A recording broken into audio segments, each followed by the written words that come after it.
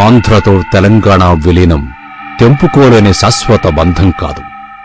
ఇది వైవాహిక సంబంధం వంటిదని, ఇష్టం లేకపోతే ఎప్పుడైనా విడిపోవచ్చునని నాటి ప్రధాని నెహ్రూ అప్పుడే చెప్పారు. సౌహార్ద్ర సహజీవనం సాధ్యం కాని పరిస్థితుల్లో విడిగా ఉండిపోవడమే మంచిదని ఫజల్ అలీ కమిషన్ అప్పుడే స్పష్టం చేసింది.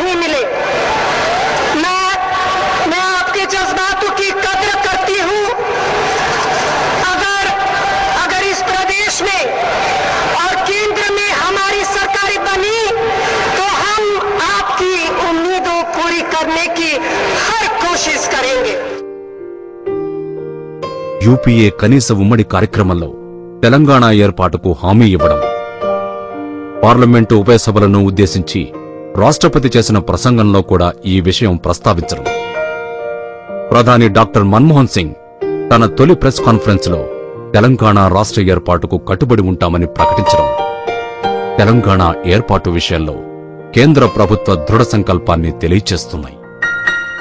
అత్యున్నత స్థానాల్లో ఉన్నవారి హామీలు, వాగ్దానాలు త్వరలోనే న్యాయం జరుగుతుందన్న నమ్మకాన్ని కలిగిస్తున్నాయి. తమ చిరకాల స్వప్నం సాకారం చేసుకోవడం కోసం తెలంగాణ ప్రజలు ఎన్నో ఆశలతో ఎదురుచూస్తున్నారు. The government will consider the demand for the formation of Telangana state at an appropriate time for due consultation.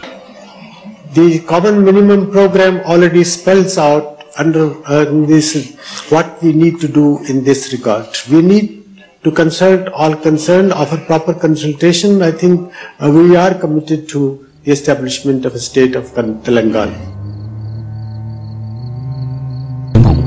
కేవలం భూమి కోసం జరుగుతున్న పోరాటం కాదు, అంతకంటే తీవ్రమైన సామాజిక ఆర్థిక అసమానతల పరిష్కారం కోసం, రాజకీయ నైరాశ్యం నుండి విముక్తి కోసం, అన్నింటినీ మించి ఇక్కడి ప్రజల మనుగడను కాపాడుకోవడం కోసం సాగుతున్న సంఘర్షణ. తరతరాల దోపిడీని మౌనంగా భరించిన తెలంగాణ ప్రజలు తమ సంపదను, తమ అధికారాన్ని తామే సద్వినియోగం చేసుకోగల స్వరాష్ట్రం కోసం కదం కదం కలిపి ముందుకు సాగుతున్నారు. వారి భయాలు, ఆశలు రెండూ నిజం.